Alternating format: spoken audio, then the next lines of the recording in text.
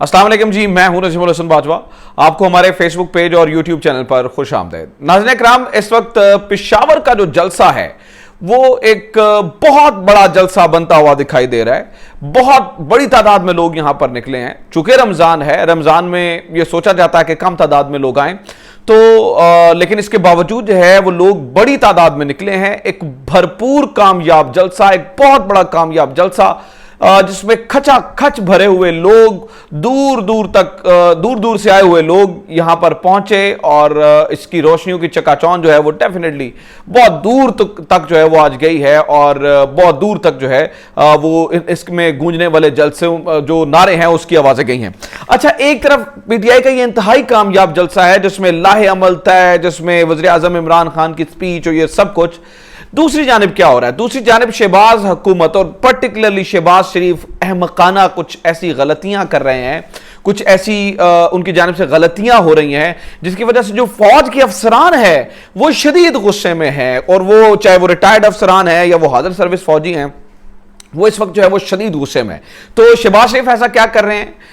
ना सिर्फ शहबाज शरीफ बल्कि बिलावल भुट्टो की जानिब से जो है वो आज कुछ इस तरह का काम किया गया है। तो वो क्या कर रहे हैं इस बारे में मैंने आपको बताना है, जलसे के बारे में बताना है और बहुत सारी चीजें हैं। लेकिन दो चीजें मैं आपको सबसे पहले बता दूं। इस वक्त मीडिया ब्लैकआउट किया जा रहा है नाज़रीन इकराम इस जलसे का। इक्का दुक्का चैनल वो भी थोड़ा बहुत दिखा रहे हैं, लेकिन वो दिखा नहीं रहे। मैं ये पूछता हूं कि कौन सी वो ताकत है जो इन्हें मना कर रही है? क्या शहबाज शरीफ गवर्नमेंट ने मना कर रही है, या मीडिया बिक चुका है, या मीडिया ने पैसे खा लिए हैं, या मीडिया डर गया है, या मीडिया के अपने इंटरेस्ट हैं, या मीडिया जाती अनाद में या बुग़्ज़ में? मसला क्या है?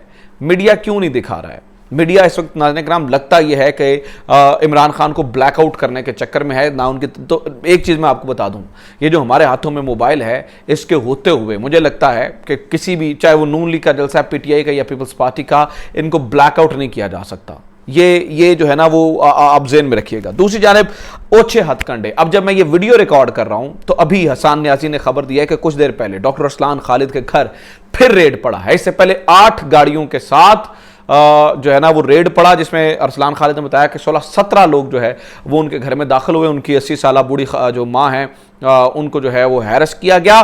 तो अभी एक बार फिर जब ये वीडियो रिकॉर्ड हो रही है, जब मैं ये कर रहा हूँ, तो इस वक्त वहाँ पर जो है वो हसन न्याजी बता रहे हैं कि दूसरा रेड जो है वो इस वक्त डॉक्टर अरसलान खालिद के घर में पड़ चुका है। अच्छा, इसके बारे में भी तफसीलन बात करते हैं, लेकिन सबसे पहले मैं आपको बता दूं शहबाज शरीफ की उन गलतियों के बारे में। नाज़रीन इकराम, शहबाज शरीफ ने जो गलतियां की हैं वो ये है कि सबसे पहले तो इन्होंने तारिक फातिमी को इकोनॉमिक मीटिंग में बिठाया। कल ही गुस्सा आ गया था, शदीद गुस्सा आ गया था, और हमने ये देखा कि तारिक फातिमी को लेकर, जिनका नाम डॉन लीक्स में आया था, ये वो तारिक फातिमी है जिनका नाम डॉन लीक्स में आया था, तो उन कल ही गुस्सा था और कल ही इस बारे में जो है वो पार्टी के अंदर से लोग जो है वो बात कर रहे थे, क्वेश्चन मार्क डाल रहे थे।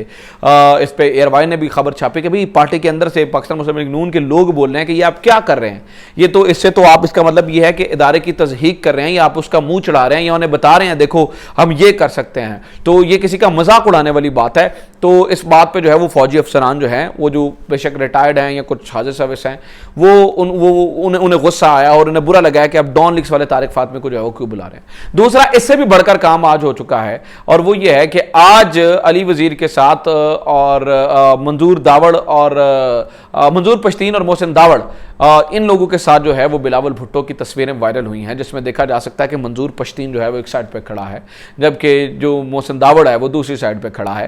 तो ये जो तस्वीर है ये बड़ी पावरफुल तस्वीर है। वजह यह है कि ये जो दो लोग हैं और पर्टिकुलरली मंजूर पश्तीन, ये वो लोग हैं, ये जो दहशतगर्दी है इसके पीछे वर्दी है के नारे लगाते रहे हैं, ये पाक फौज को डायरेक्टली क्रिटिसाइज करते रहे हैं, ये पाक फौज को मिलाइन करते रहे हैं। तो आज जब गिरफ्तारियां की जा रही हैं और FIA के अफसर तब्दील किए जा रहे हैं और FIA के अफसरों को नया बिठाया जा रहा है ताकि मीडिया को जो है वो आप मैनेज कर सकें, ताकि एंकर्स को गिरफ्तार कर सकें, उनके ऊपर पर्चे दे सकें, उनको जो है वो उनका सांस बंद कर सकें, तो मैं ये पूछता हूं कि इन लोगों के खिलाफ पर्चे क्यों नहीं दिए जा रहे? आज आप उन्हें सर का ताज बना रहे हैं, आज आप उन्हें बिठा रहे हैं और फिर ये जो मुजाहमत और मुफाहमत वाली पॉलिसी है ना, ये मुजाहमत होगी तो मुफाहमत होगी।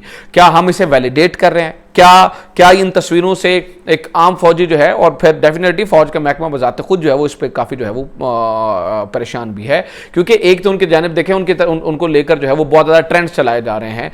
आज भी ISPR ने भी कुछ देर पहले जो है वो आया है कि जनरल असलम जो मिर्ज़ा असलम बेग से रिलेटेड जो ऑडियो बताई जा रही है, जिसमें वो जनरल बाजवा को क्रिटिसाइज कर रहे हैं और तनकीद का निशाना बना रहे हैं और ये सारी चीज़ें कर रहे हैं, वो ऑडियो भी एक फेक ऑडियो है और उसका जो है वो हकीकत से कोई ताल्लुक नहीं है। लेकिन जनाब वाला इनकी बदमाशियां जो है वो अभी यानी कि गवर्नमेंट की बदमाशियां जो है वो दूसरी तरफ जा रही हैं। एक तरफ जो जलसा जारी है, एक तरफ जो है वो उसकी कामयाबी नजर आ रही है, तो दूसरी जानिब भुखलाहट में ये इस कदर आगे निकल गए हैं और ये सारे कदम भुखलाहट के ही हैं। एक और कदम सुनिए, अता तारड़ मेरे भाई हैं, मेरा उनसे बड़ा अच्छा ताल्लुक है, मेरी उनसे बड़ी अच्छी मुलाकातें हैं। अता तारड़ से मेरी कई दफ़ा जो है वो बात भी होती रहती है। अता तारड़ की मैं इज्जत करता हूं, लेकिन डेफिनेटली उन्होंने पार्टी पॉलिसी के ऊपर और पार्टी के कहने पे ये बयान दिया होगा।